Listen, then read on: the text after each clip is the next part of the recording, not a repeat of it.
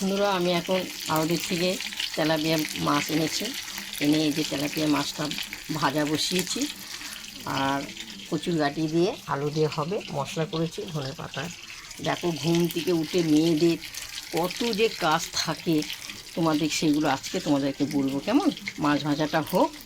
এই দেখো, এটা আমার এখন রান্নাঘর, এটা আমার রান্নাঘর। কে উঠে আগে বাসি বিছানাটা গুছিয়ে, দেখো এটা আমি আমার হাজব্যান্ড থাকি। কেমন? আমার হাজব্যান্ডের ঘর সব কিছু গুছিয়ে গাছিয়ে, তারপরে সকালবেলা পুজো, স্নান করে পুজো দিয়ে, এ দেখো আমার উঠানে দেখো কতগুলো কাচাকুচি করেছি। ওটা আমার কলতলা। কেমন? এটা আমাদের বাড়ির, আমাদের গাড়ি। এই যে আমার ছেলের ঘর, দেখো ছেলের ঘরও সব ঘুম থেকে উঠে সব বাসি কাজকর্ম করে পুজো আশ্রা দিয়ে সিঁদুর করে রান্নাঘরে যেতে হয়।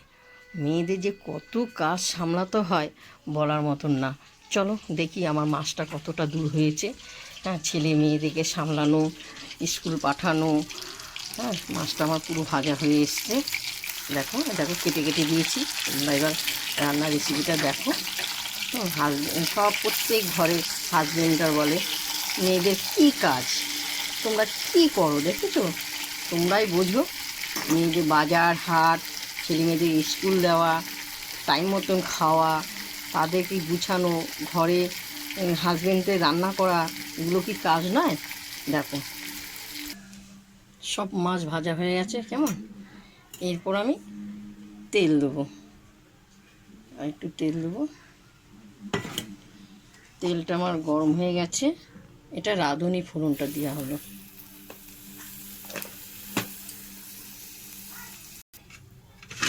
এরপর আমি কচুর গাঁটি আর আলুটা তেলে ছেড়ে দেবো। হ্যাঁ, খুব সুন্দর খেতে। দেখো দিদিভাইরা সংসারে সব কাজ এক হাতে করে তোমাদেরকে রান্নার রেসিপিটা করতে হয়, দেখানো হয়, জানো? তোমাদেরকে আমি দেখাই। সমস্ত বাজার হাট সমস্ত সব আমার এক হাতে। বুঝতে তো পেরেছো? আবার তোমাদেরকে রান্নার রেসিপিটা দেখাতে হয় না। এটা ভাজা হোক। কেমন? ভাজা হয়ে গেছে। স্বাদ মতন নুন, হলুদ, জিরে, আদা, কাঁচা লঙ্কা, কাশ্মীর লঙ্কা এখানে দিয়ে দিলাম। এগুলো সব বাটা। কেমন? ভালো করে কষাবো। খুব সুন্দর লাগে খেতে। কচুর গাঁটি দিয়ে তরকারিটা খুব সুন্দর লাগে। যারা জানে তাদেরকে বলতেই হবে না, যারা জানে না আপনারা কচুর গাঁটি দিয়ে ভোলা মাছ, তারপর জ্যান্ত মাছ, এগুলো দিয়ে রান্না করুন। ও কচুর গাঁটির সব কিছুতে ভালো লাগে খেতে। আমার তো ভালো লাগে, খুব সুন্দর খেতে। আপনারা করে দেখবেন, খুব ভালো লাগবে খেতে। কষা হয়ে গেছে, একটু জল দিয়ে দিলাম। আগে একটু ঢেলে দিয়েছি, না একটু দিয়ে দিলাম। কেমন? জলটা ঢেলে দিলাম। খুব সুন্দর। দেখো এখন জলটা ফুটুক। ঝোলটা ফুটে গেলেই মাছটা দিয়ে, ঝোলটা ফুটে গেছে। এবার এক এক করে মাছ দিয়ে দিচ্ছি।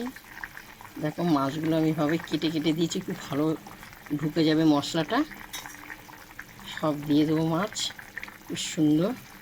তোমরা মাছ যদি গোটা মাছও থাকে একদম কেটে দেবে, তাতে মশলাটা ঢুকবে, খেতেও ভালো লাগবে। কেমন?